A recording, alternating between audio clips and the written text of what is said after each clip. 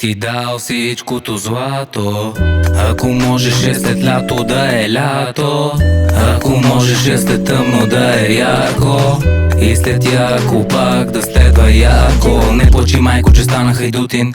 Знай, че с брат ми се трудим в мрачната нощ за по-добра утре. Напред ще влачим, дори и да губим, и пак ще се будим отново на нощ за това, което тачим, милеем и любим. Ако трябва наопак и всичко ще обърнем, разтурим, и да ми търсят косури за тия рисунки, нема контури.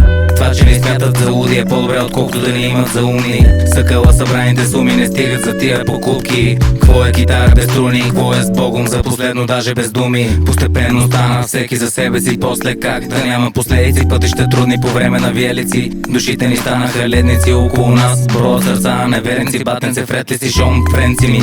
Твоите филми мигновено стават мои поредици. Вечно готов за безрейци, отдавна ми писмен, живеем като челници. Вдигнал съм хиляди меренци от тия бездарници и безхаберници, мръсни души, мазни като оливеренци. Да ми се правят мачетници, баденце вземи и по-добре седници, да не ви строям като полковник редници. Бих ти дал всичкото злато, ако можеше след лято да е лято, ако можеше след тъмно да е ярко, и след яко пак да следва яко. Бих ти дал всичкото злато, ако можеше след лято да е лято, ако можеше след тъмно да е ярко, и след яко пак да следва яко.